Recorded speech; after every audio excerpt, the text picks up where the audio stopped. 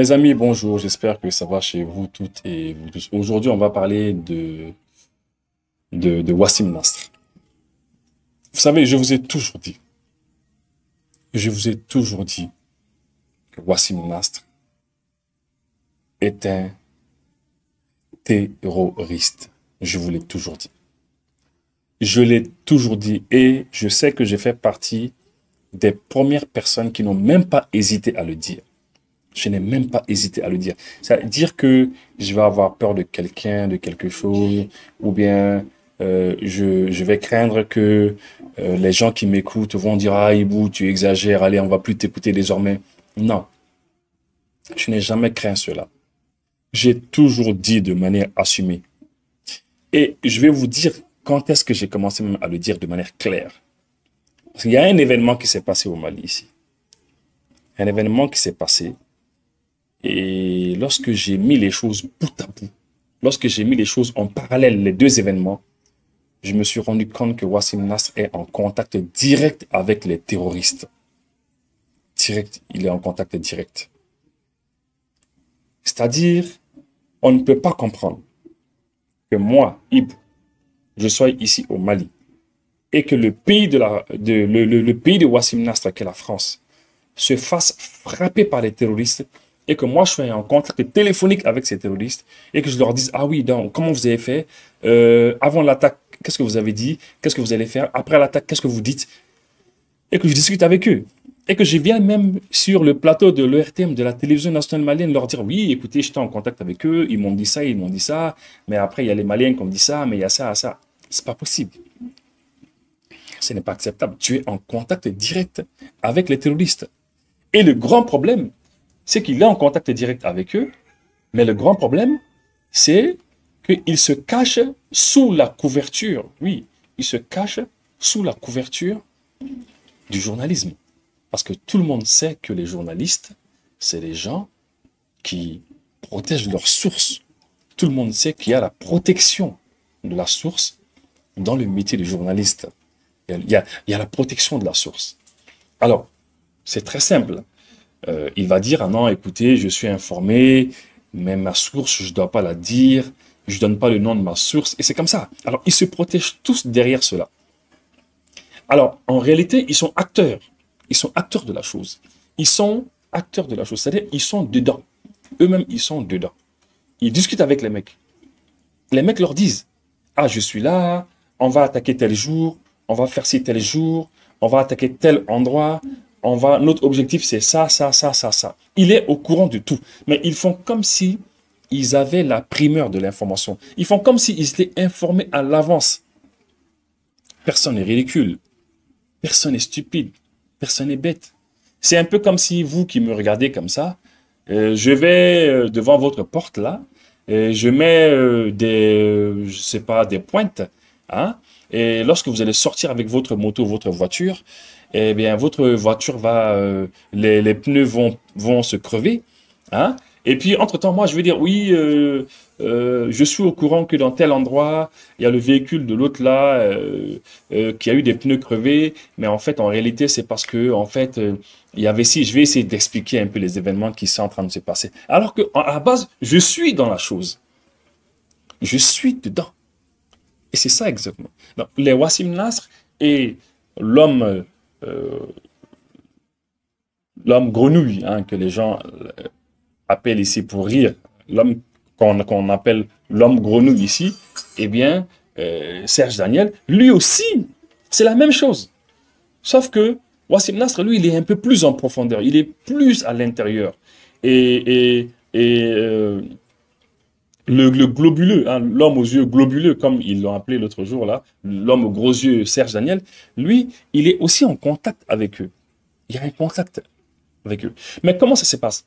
En fait, ils sont tous gérés par les services de renseignement français. C'est les services de renseignement français qui connaissent ces gens-là, qui sont en contact direct avec eux, et qui font le trait d'union, qui font le pont. Ils font le pont, ils disent, bon voilà, écoutez, tel et tel journaliste de TV5, France 24, etc., on va vous mettre en contact avec ceux-ci. Ce sont ces mecs-là qui sont en train de frapper le Sahel, ils vont vous donner des informations, et vous allez remonter ces informations-là. Vous allez utiliser les médias français pour éventuellement passer ces informations-là. Oui, ils sont d'accord. Donc, les services de renseignement français, Wassim Nasr et Serge Daniel, et il faut pas oublier aussi que les journalistes qui présentent l'émission sont complices parce qu'ils ne sont pas étonnés de voir que Wassim Nasr disent qu'ils discutent avec eux. Les journalistes ne sont pas étonnés, ils continuent leur émission, eux aussi sont complices, bien sûr. Hein. Et puis, enfin, les terroristes eux-mêmes. Alors, vous voyez un petit peu comment ça se passe. Alors, les terroristes, ils préparent des frappes en complicité avec les services de renseignement français. Ils disent, d'accord, on va les frapper ici, ici et là, ici et là.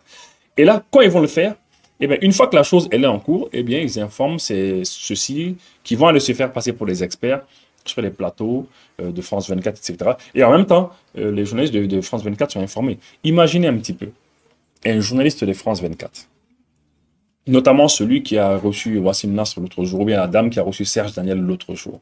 Imaginez un petit peu que le jour que la France a été frappée à 5 endroits différents, que quelqu'un vienne sur le plateau, dise non, non, non, attendez, mais j'ai discuté avec les terroristes là, mais ils ont dit, je suis en contact avec eux, ils ont dit qu'ils n'ont pas frappé ici, mais qu'ils ont fait, mais même sur le plateau, on t'arrête direct. Le jour que la France a été frappée, le jour que le Stade de France a été frappé, et tous les autres endroits, leurs histoires de Bataclan et tout ceci, le jour qu'ils ont tous été frappés, imaginez quelqu'un sur le plateau de France 24 qui dit non, non, je suis en contact avec eux, j'ai été informé, ils m'ont dit, mais tu as été informé par qui? Qui t'a dit cela? C'est ça le problème. Mais puisque c'est dans le Sahel que ça se fait, puisque c'est des Noirs, c'est des Africains, la vie des Africains, ça ne compte pas pour eux, bien sûr, c'est ça. Alors on laisse passer, et puis voilà. Donc Wassim Nasr est un GAT, c'est un terroriste, ainsi que les Serge Daniel. Alors, je vais revenir à ce que je disais au départ. Vous savez, depuis quand moi j'ai commencé à le confirmer de manière claire et nette, c'est lorsque le chef de cabinet du président Goïta a été tué. Vous vous rappelez tous, lorsque le chef de cabinet a été tué. On se rappelle que c'est sur, si je me rappelle bien, c'est sur la route de Nara, c'est dans la zone de Nara. Au moment où le mec et ses collègues se faisaient attaquer et tuer, au même moment, de manière parallèle, on entendait les Wassim Nasr et les Serge Daniel dire comment les choses se passaient. Mais le problème qu'ils ont eu, et là où les personnes qui étaient bien, qui les suivaient bien, ces personnes ont compris qu'il y a eu un problème. Il y a eu un problème de décalage. C'est-à-dire qu'ils étaient un peu trop en avance sur ce qui s'est passé. Ils étaient en avance sur les événements. Oui, ils étaient en avance sur les événements. Les événements qui se déroulaient, pendant qu'elles se déroulaient, eux, ils étaient trop en avance, en fait. Ils en savaient trop. Ils ont commencé à parler. Et c'est par la suite qu'on a su que, tout de suite, les mecs, ils ont tué le chef de cabinet du président et certains proches à lui, systématiquement, à la seconde près, eux, ils étaient en train de donner les informations. Il y a eu un décalage. C'est depuis ce jour-là que j'ai su qu'effectivement, ils sont en contact. Ils sont en contact. Regardez, l'attaque de l'aéroport de Bamako, l'attaque de la gendarmerie, bah, tout le monde s'est rendu compte qu'ils étaient aussi au courant de ce qui se passait. Mais ils font comme s'ils sont informés, comme s'ils ont des infos avant les gens. On va les écouter. On va les écouter. Vous allez voir tout de suite. Et vous allez bien écouter. Je vais vous faire repasser ça. Mais juste avant cela, je veux donner une information. Je veux donner une information aux autorités maliennes, c'est-à-dire à Sévaré, dans la zone de Sévaré. Il y a des habitants de Sévaré, Moukti, Sévaré, qui m'ont contacté. Ils m'ont dit qu'il y a, ces temps-ci, ils remarquent dans la ville des hommes qui passent de mosquée en mosquée, de maison en maison, et qui parlent anglais, qui sont des anglophones. Voilà, des anglophones, des gens qui parlent anglais. Et ces derniers temps, nous constatons la présence massive de jeunes étrangers, hommes et femmes, de nationalité anglophone. Ils sont anglophones. Nous les rencontrons généralement dans les stations d'essence, dans les gares routières, et certains endroits publics. Ils se promènent de maison en maison, de mosquée en mosquée, et ils parlent anglais. Oui. C'est quelqu'un qui m'a envoyé cela. Lorsque vous remarquez des gens comme ça, lorsque vous remarquez des choses comme ça, il faut agir. Il faut agir. Moi, je passe le bonjour à un grand frère c'est M. Marasouba, je le salue ici. En toute honnêteté, il y a pratiquement un mois de cela, il m'a dit, il m'a appelé, quoi, il m'a dit, petit frère, il me dit, mais tu sais, lui, il a remarqué que dans la ville, il y a des gens bizarres qui circulent dans la ville. Il y a des gens qu'il a remarqué, des gens... Je me rappelle qu'il m'a dit ça comme ça. Mais en toute sincérité, je n'ai pas... Bon, je me suis dit, oh, bon, le grand frère, il exagère un peu. C'est sûrement, voilà, des gens qui sont démunis, voilà. Et puis, comment identifier quelqu'un, et voilà, comme ça, savoir... Mais il a dit, il avait dit ça une fois.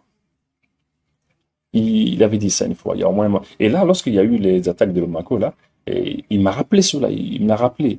Et effectivement, il l'avait dit. Alors, moi, je me dis que ça, c'est le boulot du service de renseignement.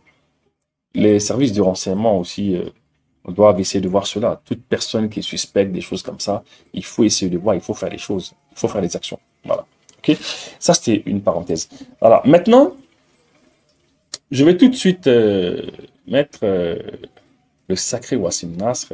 Il y a même un Français, je crois que c'est un Français, hein, qui a remarqué que Wassim Nasr, il est en contact avec les terroristes. Et le Français même a fait une émission dessus. On va en parler tout de suite. Pendant 5 siècles, l'Occident a dominé le monde. C'est fini. Rappelez-vous, et si j'échoue, c'est toute la jeunesse malienne qui a échoué. Dans 20 ans, dans 30 ans, le Mali ne sera plus un pays francophone. Il sera difficile pour la France d'imposer au Mali quelque solution de... Voilà, on revient. On écoute d'abord le français là. Voilà. Mes amis, un journaliste français reconnaît être en contact avec des terroristes d'AQMI, mes amis, d'Al-Qaïda au Maghreb islamique. Ici, c'est un journaliste de France 24 qui passe souvent sur France Info, mes amis, et c'est scandaleux. Comment ne pas se poser la question de l'implication des Français avec les groupes terroristes qui ont agi hier au Mali, mes amis? Vous voyez ici les publications de ce journaliste qui s'appelle Wassim Nasr et qui avoue de manière indirecte être en contact avec les assaillants. Les assaillants, c'est donc les terroristes qui ont attaqué hier le... Vous voyez. Et là, ça c'est bon. Je pense pas que ce soit un journaliste, mais c'est un influenceur français, j'imagine, qui dit mais que c'est pas possible. Mais que Wassim Nasr, il avoue à l'antenne. Il dit qu'il est en contact avec eux. Il dit qu'il est en contact avec eux. Mais c'est quand même incroyable. Voilà. Mais il ne faut pas que cela vous étonne. Il ne faut pas que ça vous étonne. Il avoue qu'il est en contact avec eux. Avant les événements, après les événements, il est en contact. Vous allez voir, on va continuer. Et il est allé encore plus loin, mes amis. Et là, il a reconnu, oui, être en contact direct avec les terroristes. Puisqu'il dit ici, quand bien même des sources maliennes niaient l'arrivée des djihadistes à l'aéroport, eux m'affirmaient. Donc les djihadistes, lui, affirmaient. Donc monsieur Wassim Nasr... Vous avez vu. Ça, c'est dans le tweet. Il a fait un tweet. Il est sur Twitter, qu'on appelle X maintenant. Il a dit oui, que eux, ils m'ont affirmé. Parce que il dit que, quand bien même, voilà, les autorités maliennes disent, bon, c'est pas ça. Alors, attendez, je vais revenir dessus, vous allez voir. Je vais vous lire le tweet là pour que vous... Voilà, il dit que, quand bien même des sources maliennes niaient l'arrivée des djihadistes à l'aéroport, eux m'affirmaient qu'ils y étaient bien avant de fournir des preuves. Ça, c'est son tweet, hein. Que le monsieur, il est en contact direct avec eux. Il est en contact avec eux. Donc, vous allez voir le tweet là s'afficher. Alors, vous voyez, donc il dit que nous, nos autorités niaient l'arrivée des djihadistes à l'aéroport. Hein, voilà, c'est ça. Parce qu'effectivement, nous, au départ, ici, à partir de Bamako, on pensait uniquement que l'attaque était dirigée sur l'école de la gendarmerie. C'est ce que nous, on pensait. Toute sincérité. On ne savait pas qu'il y avait quelque chose au niveau de l'aéroport. Réellement dit. Moi, je me rappelle que j'ai été même chez un grand frère qui s'appelle Kassim Traoré, un journaliste. On a même fait une émission. Mais pendant qu'on faisait l'émission, on ne savait pas qu'il y avait quelque chose à l'aéroport. Et c'est lorsque nous avons été informés, une fois de plus, par les Wassim Nasr. Donc, ça veut dire quoi? Ça veut dire qu'ils ont toujours ce petit coup d'avance. Le fait de vouloir toujours informer les gens à l'avance, le fait de toujours vouloir informer les gens à l'avance, eh bien, ils ont montré en fait leur accointance, le fait qu'ils sont en contact direct. Voilà. Alors, vous voyez, C'est ce tweet qu'il a eu à faire. Et on va vous... on a sa voix ici, vous allez l'écouter aussi. Voilà, donc par rapport à ça, vous avez compris. On va y aller maintenant. Lui-même, vous allez l'écouter lui-même. Et on a des images de cela. L'attaque a commencé, donc des tirs nourris, donc d'armes lourdes, 12-7, 14-5, des tirs de Kalachnikov, et qui ont duré plus... Vous voyez, d'abord, les autorités maliennes ici au Mali, personne n'a parlé des caractéristiques des armes. Les types d'armes qui ont été utilisées là-bas, personne n'a parlé de ces types-là. Personne n'a dit c'est ça exactement, parce qu'on ne pouvait pas le savoir. Nous sommes dans la capitale ici. Hein? On a beaucoup de contacts parmi les militaires, on a beaucoup de contacts parmi les gendarmes, les policiers, etc. On cherche beaucoup d'informations, mais il faut reconnaître qu'au moment où ils donnaient ces informations-là, c'était pratiquement impossible de savoir exactement, précisément, quelles armes étaient utilisées. Mais il le sait à l'avance. Il le sait à l'avance, et il fait comme si, bon, voilà, lui, il avait des informations avant les autres, etc. Voilà. Il donne avec précision les types d'armes utilisées. Vous voyez. Alors que les militaires même qui étaient sur les théâtres, les opérations, qui se battaient contre ceux-ci, ne savaient pas exactement quel type d'armes. Parce que ce n'est qu'après leur mort, après les avoir tués tous, qu'on peut savoir que bon, il y avait tel type d'armes, il y avait tel type d'armes, il y avait ceci, cela. Oui. C'est-à-dire, même si Wassim Nasr était à Bamako ici, était à l'aéroport ce jour-là, ou bien était à la gendarmerie ce jour-là, sans être en contact direct avec eux, sans savoir à l'avance quel type d'armes il utilisait, il ne peut pas le savoir. On lui a fait la liste des armes. On lui a dit, voilà, c'est ça qu'on va utiliser et on va frapper ici et là. On écoute encore. On va l'écouter encore. Okay? Plusieurs heures et dans deux lieux, effectivement, deux lieux différents. Donc, l'école de gendarmerie et la base 101 précisément. C'est une base de l'aéroport militaire de Bamako. Il n'y a pas de drone dans cette base parce qu'il y avait la rumeur que c'est une base de drone, mais c'est une base où il y a des aéronefs. D'accord. Donc, il dit qu'il n'y a pas de drone là-bas. Vous savez, je vais vous dire une chose. Même tous les militaires maliens ne savent pas où sont les drones. À plus forte raison, nous les civils, les drones, on ne sait pas où ils sont. Voilà. Il n'y a pas de drone dedans, mais il y a des aéronefs. Donc, deux attaques simultanées. C'est inédit pour Bamako. Question posée très vite. Ça m'a été revendiqué donc, par les djihadistes d'Al-Qaïda. Ça m'a été revendiqué par les djihadistes d'Al-Qaïda. Ça lui a été revendiqué. Ils lui ont dit. Ils lui ont dit. Vous entendez? C'est eux qui lui ont dit. On y va. On parlait d'une attaque préparée de longue date et que ils attendaient de choisir leur... Il dit que les djihadistes lui ont dit qu'ils ont préparé cela de longue date et qu'ils préparaient cela, voilà, depuis longtemps. On va réécouter juste la partie. Posé très vite, ça m'a été revendiqué donc par les djihadistes d'Al-Qaïda qui m'ont parlé d'une attaque préparée de longue date et que ils attendaient de choisir leur moment pour attaquer à Bamako. Ils discutent avec eux. Ils discutent avec eux. Ils discutent avec les terroristes. Ils discutent avec eux. Il dit que oui, bon, ils l'ont dit, ils lui ont revendiqué cela, ils ont dit qu'ils préparaient cela depuis longtemps. Il est avec eux. Mais moi, c'est pas ce que les avocats africains qui sont là-bas en France, là, mais faites une poule d'avocats. La société civile africaine qui est là-bas. Hein, la société civile africaine qui est là-bas, qui est en France. Mais prenez une poule d'avocats, portez plainte contre lui. Et puis les pays de l'AES, lancez un mandat d'arrêt international contre lui. Immédiatement, voilà, ça c'est des éléments qu'il a, des éléments qui attestent qu'il discute directement avec les terroristes. Directement. Là, il frappe, il font ci, et puis il appelle. Non, c'est grave quand même, quoi. Mais moi, je sais pas. Mais il faut une plainte internationale. Même s'il se déplace quelque part dans un pays où son avion va faire escale, mais on va le prendre. Mais ce mec-là, il faut le prendre. Allez, on continue. Et Dixit, c'est peut-être le début de plusieurs autres attaques donc dans la capitale. Voilà, et ils lui ont dit, bon voilà, que c'est pour le moment, on va faire plusieurs attaques. On lui a tout dit. Il est au courant de tout, ils sont en contact. Et le journaliste le laisse parler. Il le laisse parler parce que voilà, c'est une émission qui est préparée à l'avance. Ah, c'est du genre, mais sinon la moindre des choses, un journaliste qui est quand même sérieux, il doit lui demander, il doit lui dire, mais monsieur Wassim Nasr, mais attendez, vous me dites que vous discutez avec les djihadistes comme ça, vous discutez avec eux comme ça, donc ce sont vos amis, ils vous donnent des informations. Mais ça, c'est incroyable. Dans la capitale malienne. Il y a eu des affrontements aussi dans des zones de repli. Les djihadistes ont choisi des zones de repli, donc dans certains quartiers, il y a eu des affrontements, ce qui expliquerait peut-être les tirs sporadiques qui ont duré encore plusieurs heures. La situation reste incertaine. La seule certitude, donc 2 sites attaqués, l'école de gendarmerie, plusieurs élèves gendarmes ont été tués, plusieurs blessés, mais on n'a pas de bilan précis, ni du nombre des attaquants, ni du nombre des victimes à l'heure où on parle. Ce qui est intéressant aussi, c'est qu'on est au lendemain de l'anniversaire de l'AES, de l'Alliance du Sahel, donc les 1 an de cette alliance, mais on est aussi le jour de l'anniversaire de la gendarmerie.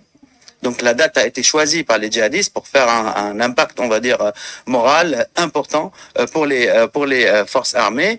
Et donc, plusieurs morts selon les djihadistes, plusieurs morts selon des sources sur place, hein, même si on n'a pas de bilan précis. Et finalement, l'armée, après une petite période de déni, on va dire, a reconnu, et voilà le communiqué, que plusieurs sites ont été attaqués. Sans parler de la base 101. Parce que la base 101, c'est aussi la base de Wagner. Et ils n'aiment pas parler de... Voilà, c'est-à-dire, en fait, il parle de Wagner. Il parle de Wagner toujours. Vous savez pourquoi il parle de Wagner? C'est pour une seule raison. Et c'est dans cette partie de l'émission qu'il a eu à faire sur France 24 que vous allez comprendre pourquoi est-ce qu'ils font tout cela. Vous allez comprendre simplement. Parce qu'il ne pouvait pas faire son émission et finir l'émission sans parler de pourquoi en fait ils font cette émission-là. Il faut écouter. Wagner. Donc ça, c'est un détail important. Les djihadistes ont dit que plusieurs aéronefs ont été brûlés. On n'a pas la preuve en image. Donc ça m'a été dit avant le communiqué et après le communiqué. Voilà. Il dit que les djihadistes ont dit qu'il y a plusieurs aéronefs qui ont été brûlés, mais qui n'ont pas la preuve, qu'il n'y a pas d'image. Donc les djihadistes ne lui ont pas donné d'image. Ils ne lui ont pas donné la preuve de ce qu'ils lui ont dit. Mais que ça lui a été dit avant le communiqué et après le communiqué. Avant quel communiqué? Pas le communiqué de l'armée malienne, parce que l'armée n'a pas parlé d'aéronefs brûlés. Non, du tout. Donc, c'était un communiqué. Il parle du communiqué des djihadistes, selon lui. Donc, des terroristes. Parce que pour moi, ce n'est pas des djihadistes. Ce sont des terroristes. Alors, ça veut dire qu'avant que les terroristes ne fassent le communiqué, on lui avait dit. Qui lui avait dit? Les terroristes lui avaient dit. Il lui avait dit, Wassim Nasr, on a brûlé plusieurs aéronefs. Il dit mais vous n'avez pas d'image pour moi. Et après que les terroristes aient fait un communiqué pour annoncer ce qu'ils avaient eu à détruire, et bien après ça aussi, eh bien il dit que, bon voilà, les terroristes lui ont dit aussi. Donc c'est-à-dire qu'avant et après, il était en contact avec eux avant que les terroristes ne lui disent qu'ils ont eu à brûler quelque chose. C'est-à-dire il était réellement en contact avec eux. C'est-à-dire avant qu'ils ne fassent un communiqué, ils étaient en contact. Écoutez. Et ils n'aiment pas parler de Wagner. Donc ça, c'est un détail important. Les djihadistes ont dit que plusieurs aéronefs ont été brûlés. On n'a pas la preuve en image. Donc ça m'a été dit avant le communiqué et après le communiqué. Mais on n'a pas encore d'image qui prouve qu'il y a des aéronefs qui ont été... Les djihadistes parlent avec lui. Ils parlent avec lui. Ils sont complices. Vous imaginez des gens qui vont poser des bombes, qui sont en contact avec toi. C'est incroyable. Donc, voilà la complicité. À mon avis, les pays de l'AES doivent lancer un mandat d'arrêt international contre ce monsieur.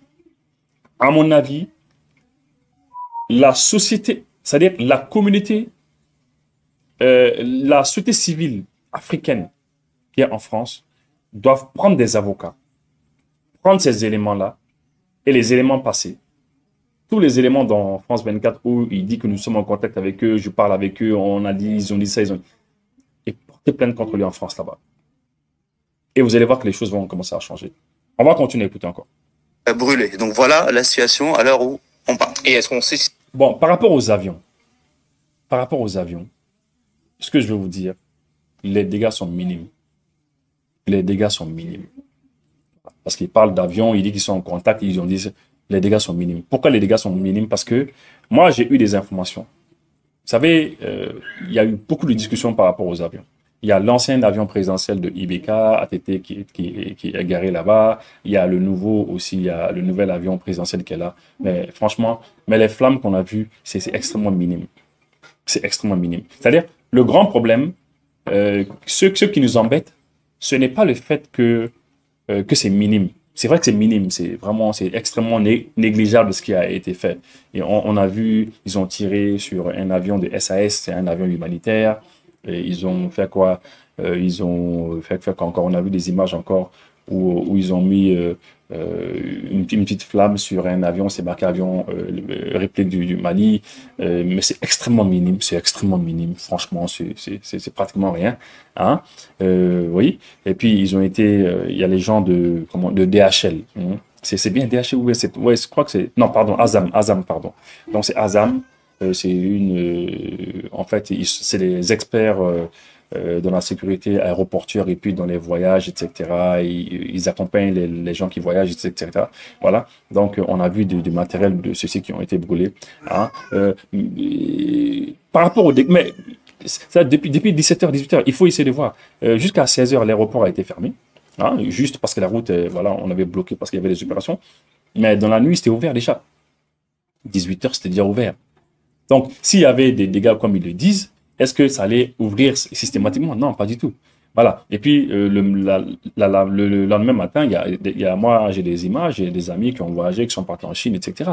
Et ça continue à travailler. Hein? Mais en fait, ce qui n'a pas plu à la plupart des Maliens, il faut le dire, ce qui n'a pas plu à la plupart des Maliens, à la plupart des gens que moi j'ai écoutés et qui sont en contact avec moi, c'est le fait qu'ils aient pu même avoir accès à l'aéroport, à la partie de l'aéroport, à la partie piste de l'aéroport. Comment est-ce qu'ils peuvent avoir accès à cette zone-là? C'est ça quand même c'est cette incompréhension qu'il y a quand même. Ça, il faut le dire. Ça, c'est une réalité quand même. Comment est-ce qu'ils ont pu avoir accès à cette zone-là? Moi, personnellement, au départ, je n'avais pas l'information. Mais lorsque Kassim Traoré, le journaliste, l'a dit, quand il l'a dit, c'est là que je me suis intéressé à la question. Après, j'ai creusé. Je me suis rendu compte que, en fait, les dégâts sont extrêmement minimes. Hein. Voilà, c'est vraiment minime. Mais ça a vraiment embêté les gens de voir qu'ils ont pu amener une moto là-bas, Jakarta là-bas. Ils ont pu, comment arriver là-bas avec une moto, etc. Donc, c'est des choses comme ça. Voilà. Et là, ça, c'est des questions. Et j'imagine que les autorités vont tirer toutes les conséquences de cela. C'est quand même clair. C'est clair que des choses vont se faire pour que plus jamais de la vie des choses comme ça puissent se faire. Parce que nous savons comment ces gens-là ils viennent. Ces gens-là, peut-être qu'ils ont profité du monde du Mawlud, parce que vous savez, il y a plusieurs dizaines de milliers de personnes qui viennent le jour du Mawlud. Peut-être que c'est à travers cela qu'ils sont venus, ou bien peut-être que c'était bien avant cela, ils sont venus en compte-gouttes, ils sont venus et puis ils sont rentrés dans la capitale. On ne sait pas. Hein? Et après, maintenant, leur objectif est connu. L'objectif qu'ils ont, c'est très simple. Hein? C'est marcher sur la pointe des pieds, tout faire pour aller prendre juste une petite photo près d'un avion et puis disparaître. D'ailleurs, le monsieur qui était en train de mettre une petite flamme là au niveau de l'avion, on a tous vu qu'il était pressé. L'objectif, il y avait quelqu'un qui avait une caméra qui était là, un téléphone, c'était juste de filmer très rapidement ce qu'il va faire et puis il disparaît. Parce qu'ils ont besoin de l'image, en fait. C'est une guerre médiatique aussi. C'est pour montrer, ah ouais, on est arrivé à tel endroit, on est arrivé à tel endroit. Même si c'était à quatre pattes qu'ils devaient aller au niveau de l'aéroport, faire ceci, ils allaient le faire. Juste avoir les images de quelqu'un qui est là pour montrer que, bon, on est arrivé à tel avion, on est arrivé à tel endroit. Voilà, c'est un peu cela. Ouais, quand même. Mais c'est pour dire que, bon, voilà, il était au courant. Donc, on sait qui a préparé cela. Donc, on va continuer. Je vais vous dire, ça c'est la deuxième partie de son émission. Je vais vous dire pourquoi il fait tout cela. Aux dates. Et on voit aussi, par exemple, que le choix de Wagner, qui est de protéger le pouvoir, ben, ça ne marche pas non plus.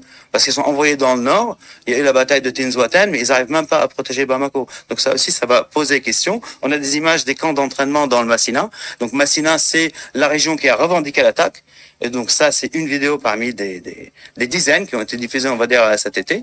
Et on voit qu'ils peuvent s'entraîner, qu'ils sont bien équipés. Ils n'ont pas peur d'être frappés comme à l'époque où Barkhane était déployé. Ils n'ont pas peur d'être frappés par... Comme à l'époque où Barkhane a été déployé. Vous avez entendu ça. Alors, vous avez vu pourquoi il fait tout cela. Pourquoi il fait ça? Pourquoi il parle de Wagner? Oui, Wagner est venu, ils sont là, les Russes sont là, ils font ceci, ils font cela. ils sont en train de sécuriser les autorités actuelles, ils font ci, ils font ça. Voilà. Donc, il parle. Mais vous savez pourquoi il dit tout cela? Pourquoi il monte tout ça? Pourquoi tout cela est monté contre le Mali? Ce qu'il a dit. On a la réponse avec lui-même. Il dit que quand Barkhane était là, que les terroristes ne pouvaient pas faire certaines choses. Maintenant, Barkhane n'est plus là, les terroristes peuvent le faire. Donc, c'est pourquoi. C'est pour que les gens disent, ah d'accord, donc quand Barkhane était là, ça allait mieux.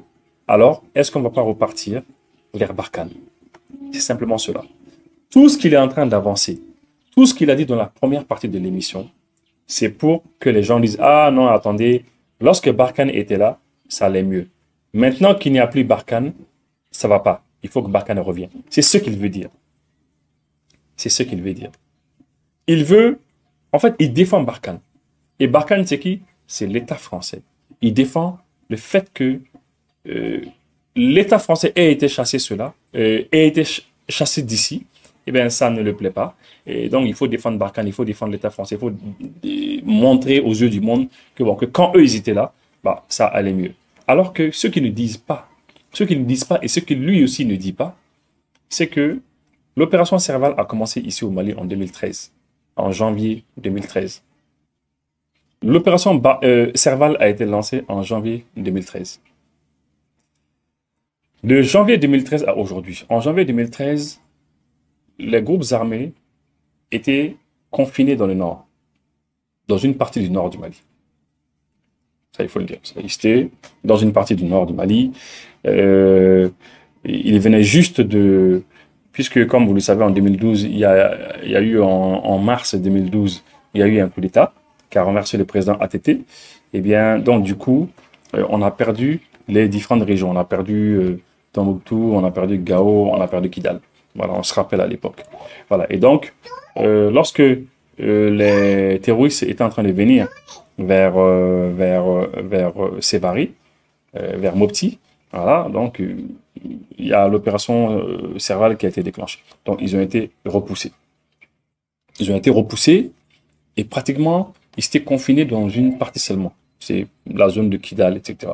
Voilà, c'était vraiment, il y avait pas beaucoup de... Il y avait comme une espèce de maîtrise vraiment avec Serval. Avec Serval, il y avait une petite maîtrise. Voilà. Mais qu'est-ce qui s'est passé? Barkhane, dans lui, il parle. Barkhane, dans lui, il parle. Lorsque Barkhane est venu.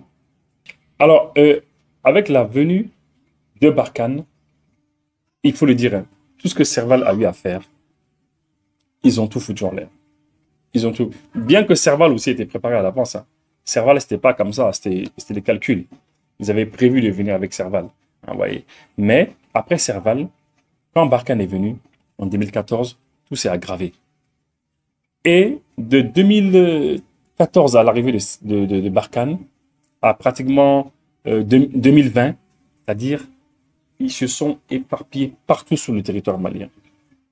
La situation s'est aggravée comme c'est pas permis. Donc, c'est Barkhane qui a fait que la situation, elle s'est aggravée en fait. Et c'est ce Barkhane qu'il est en train de défendre maintenant.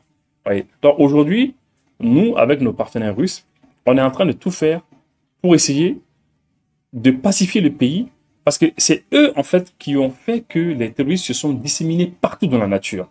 Ils ont pris partout maintenant. Ils sont présents partout. Et maintenant, depuis qu'on s'est rendu compte que c'est eux-mêmes qui sont à la base de cela, c'est eux qui les soutiennent, c'est eux qui leur fournissent de la logistique, c'est eux qui leur fournissent tous les renseignements, etc. C'est pour ça qu'on a dégagé les Barkhane et tout le monde. On les a tous dégagés du pays. Toutes les forces qui étaient là, on les a tous dégagés. Vous imaginez un peu, ils font venir Barkhane, ils font venir Takuba, ils font venir la MINUSMA, tout le monde, mais ils sont tous complices. Ils sont tous complices. Et pendant pratiquement 10 ans, ils ont fait en sorte que ces gens-là puissent gangréner partout sur le territoire malien. Ils sont partout. Ils sont disséminés partout dans la nature. Et maintenant, avec nos nouveaux partenaires, on est en train de se battre maintenant pour essayer de nettoyer le territoire, pour essayer de se débarrasser d'eux. C'est pas facile, effectivement. Ce n'est pas simple, mais c'est ce qu'ils ont fait que nous sommes en train de gérer. C'est-à-dire, nous sommes en train de gérer les conséquences maintenant des actes qu'ils ont eu à poser. Et c'est ce Barkhane qu'il est en train de défendre maintenant. Il dit oui, c'est parce que les Russes sont là pour protéger les dirigeants de la transition, les Russes font ceci, font cela. Bon, connaissez leur guerre éternelle contre la Russie. Hein. Alors maintenant, pour finir, on va vous parler de Serge Daniel aussi, qui a fait son petit show aussi. Hein. On va y aller parce qu'ils sont deux. Ils sont deux, ils sont payés pour ça. Ils sont payés pour faire de la propagande terroriste et djihadiste. Hein. On va l'écouter aussi. Qui dit que c'est un groupe terroriste qui a attaqué l'école de gendarmerie de Fanagué à Bamako. Donc c'est une attaque djihadiste qui s'est opérée. Et la situation est plutôt encore confuse parce que d'après nos informations, ce que visaient essentiellement les djihadistes, c'était une base de drones située non loin de l'aéroport de Bamako. Voilà. Et ça, c'est eux qui le savent. Hein. Parce que ça, cet élément de Serge Daniel, c'était juste pendant les attaques. Donc, personne ne pouvait connaître leur motivation. Ils sont en contact avec eux, on vous le dit. Ils sont en contact direct avec eux. Sinon, comment savoir que c'est tel endroit ou tel endroit qui voulait attaquer? On ne savait pas. Hein, les gens cherchaient à comprendre déjà. Ouais, mais eux, ils savaient déjà. Voilà. Alors, le camp de la gendarmerie a été effectivement attaqué tôt ce matin. Au moins 2 gendarmes ont été blessés d'après nos informations. Une source militaire malienne confirme l'information et la situation où on vous parle est quand même toujours... Bon, là, il dit qu'une source militaire malienne confirme cela. C'est pas sûr aussi. Hein. Ça, c'est pas sûr parce que ça laisse entendre qu'il est en contact avec des militaires maliens. C'est possible, hein. C'est possible, mais ce n'est pas évident. Ce n'est pas évident parce que c'est pas tout le monde qui savait à cet instant ce qui se passait exactement. Voilà. Certains témoins ont vu de grosses fumées au-dessus du camp. Il y a eu un autre coup de feu, des coups de feu également à une autre sortie à la sortie de Bamako sur la nationale 7. Alors, d'après mes informations, des civils qui se dirigeaient à l'aéroport ont été stoppés par les hommes armés qui leur ont demandé de retourner chez eux. Donc, les vols ont été momentanément interrompus. Alors, une autre source bien informée affirme qu'actuellement, il est difficile de dire que la situation est revenue totalement au calme, comme le dit l'armée malienne. Donc, voilà. Donc, c'est pas leur souhait, en fait, que les choses reviennent au calme. Mais ils se sont rendus à l'évidence que les choses sont redevenues calmes. Parce que les kamikazes qui nous ont envoyés, c'est des gens qui sont venus se donner la mort. Ils sont venus pour se tuer. Voilà, ils sont venus pour se tuer. Ils savaient qu'ils n'allaient pas vivre. D'ailleurs, ils ont fait une vidéo qui a été faite avant, qui a été faite avant. Parce qu'il y a eu une confusion aussi. Il y a beaucoup de gens qui ont dit qu'ils ont fait la vidéo, ils l'ont balancée sur les réseaux sociaux, et puis les autorités ont été informées. Personne ne savait. Non, non, non, non. C'est pas comme ça que c'est passé. Comment ils procèdent? Ils font des vidéos pour dire ce qu'ils ont à dire. Mais la vidéo, elle n'est diffusée qu'après qu'ils soient tués. Voilà. C'est pas à l'avance. Ils peuvent pas vous informer à l'avance que tel jour, telle période, on va venir attaquer ici, et puis qu'ils viennent attaquer tranquillement. Non, pas du tout. Voilà. C'est pas comme ça, c'est pas possible. Hein. Donc, c'est une vidéo qui avait été faite déjà à l'avance. Mais elle a été diffusée après qu'ils soient tués. Maintenant, ce que moi, je peux dire quand même pour finir, ces gens-là sont, on l'a dit depuis très longtemps, ils sont en contact depuis très, très longtemps avec ces gens-là. C'est eux-mêmes qui sont ces gens-là. C'est eux-mêmes. C'est eux-mêmes. Voilà. Ça, il faut le comprendre. Il n'y a pas de débat par rapport à cela. Maintenant, les conseils que moi, je peux donner à nos autorités ici, c'est de tout faire pour qu'il y ait de vrais contrôles. De contrôles réels. Mais vraiment des contrôles réels. Alors, il y a beaucoup de gens qui ont témoigné, beaucoup de Maliens ont témoigné qu'ils trouvent qu'il n'y a pas assez de contrôle. Voilà. C'est-à-dire, dernièrement, on a vu des centaines de cars venir pour venir faire le Maouloud ici. Comment est-ce que ces contrôles ont été faits? Tous les jours que Dieu fait, comment est-ce que nos contrôles sont faits dans notre capitale et ailleurs, hein?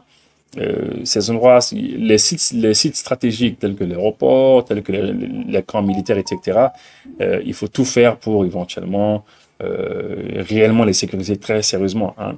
Voilà. On a appris qu'il va y avoir, ou bien si ça n'a pas déjà commencé, hein, je pense qu'il y a des dispositions très très dures qui ont été prises. Mais ces gens-là, ce qu'ils voulaient faire, c'est extrêmement simple. Hein. C'est la symbolique. C'est juste la symbolique. Même si c'était sûr, même si c'était à 4 pattes qu'ils allaient venir à l'aéroport, se cacher pour venir à l'aéroport, et symboliquement filmer quelqu'un avec juste une boîte d'allumettes pour essayer de montrer qu'ils mettent le feu quelque part. Même, ils allaient le faire. Hein. Ils voulaient juste faire le show, montrer que bon voilà, on arrive à tel endroit. Voilà, c'est juste là. Sinon, on les voyait, certains d'entre eux, on les voyait, ils étaient vraiment paniqués, ils savaient que c'était fini pour eux. Hein, mais force est de reconnaître que la plupart des Maliens dont j'ai eu les réactions disent que bon, ils n'ont pas du tout aimé le fait que ces gens aient pu même avoir accès à l'aéroport. Hein. Beaucoup de Maliens disent qu'on ne doit même pas pouvoir arriver à même toucher l'avion, même s'approcher de ces avions-là, que ce soit l'avion présidentiel, que ce soit les autres aéronefs. On n'a pas pouvoir. C'est-à-dire, c'est une zone où personne, aucun être humain ne doit pouvoir arriver là. Même si les oiseaux y passent, il faut faire extrêmement attention à forte raison les êtres humains. Donc ça, c'est ça qui a fait mal aux gens. Et les gens, ce qui leur ont fait mal, c'est de voir que les élèves gendarmes ont été attaqués. C'est les civils, hein. C'est des civils qui ont été attaqués. Et là encore, les gens se posent la question sur la sécurité du camp. Parce que c'est un camp quand même. Et qu'est-ce qui a été fait pour sécuriser le camp? Parce que voilà. Et puis le camp, il est dans une zone où il y a beaucoup de vendeurs d'alocos, bananes, plantains, etc. et autres choses. Des pommes de terre, etc. Donc, un camp qui est juste à côté de plusieurs commerces. Voilà, c'est presque le marché là-bas. Les gens se sont posé la question, les gens se sont dit que ça, c'est des choses à revoir. Mais on ne va pas donner de leçons de sécurité ou de défense à nos forces. Hein. On sait que les dispositions très dures vont être prises. Hein, très dures. En tout cas, c'est des choses qu'il faut pas que dans l'avenir, les choses comme ça se répètent. En tout cas, merci beaucoup et à bientôt. Établissement Syria et frères ou Tchongonen Flane, Falajaka ou Fieno, Katengu Mouye Alde Bamakola. Établissement Syria et frères Kelenokata ou Kongonfa, Aka panneau solaire de qualité ou la. Wa songo damateme Jafana, Obe Akan, Nasongo Kote, panneau solaire Mumbe noni établissement Syria et frères Talenokatu Kongonfa Lakana, Kle Borao, Kabanoko de Kelenoka Sankoloka, Omnebi, Walma Klimabo. Ni panneau solaire ni établissement Syria et frères nanani aye ou mogobe mina ou clé yelen dorain mbalmake mbalmamso kana sontuguni ni wati ulikma dumain kasenga na ikongonfa établissement Syria et frères maufino falaje katengu alde Bamakola établissement Syria et frères qui toro jana ka foki imogo debe ka ika commande ka a livrer nega juru coupé kele 70 08 78